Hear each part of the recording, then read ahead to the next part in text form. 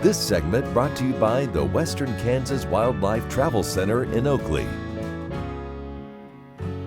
On our continuing adventures along the Santa Fe Trail, Dave Kendall has a very special segment visiting Fort Larned and our friend George Elmore. Thank you so much, Dave, for sharing these with us.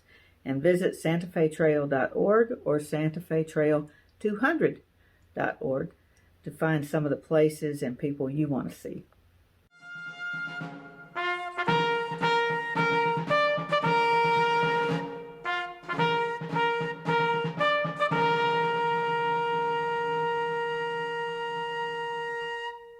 Welcome to Fort Larned National Historic Site.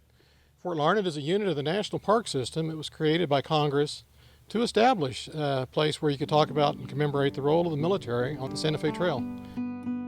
The Chief Ranger for the National Park Service at Fort Larned, George Elmore, has been telling the fort story for many years, educating the public about the role of the military on the trail.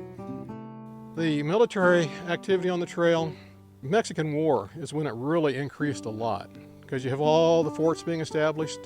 You have goods that have to go up and down the trail to, take care of the troops in the field.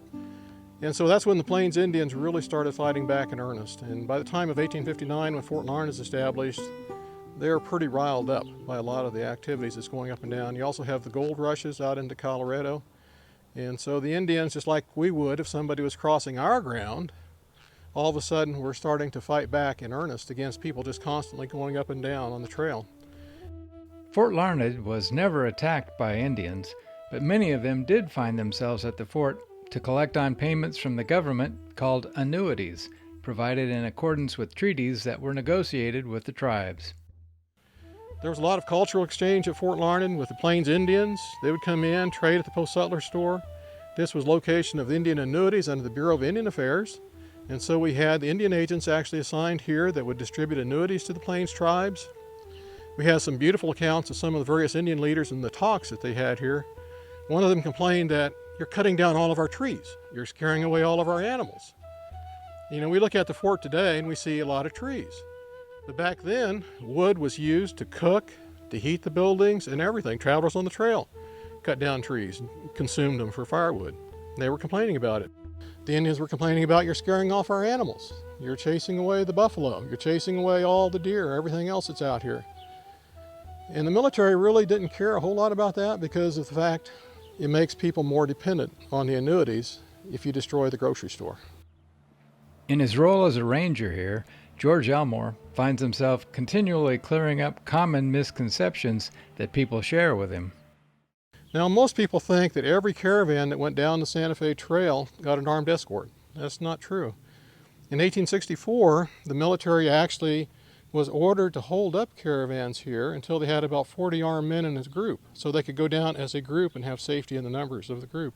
That didn't really work too well because if you're an entrepreneur trying to get to Santa Fe with your goods to make the top dollar, you want to beat the other people there. So people didn't want to have to wait up and travel down in a group.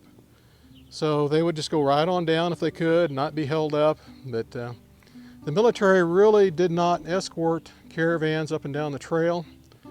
It's guarding the trail, yes, but it's more like a highway patrolman going out, looking for Indian locations, making sure everything's okay, but not really going with you. Now the mail coaches going up and down the trail, normally they had to guard those and usually have an armed escort of about 20 to 30 men with every mail coach going down the trail.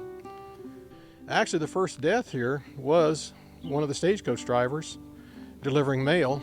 He was killed, and then the military came out to kind of help guard the mail coaches, and then throughout most of Fort Larned's history, guarding the coaches was the primary role of the U.S. Army here.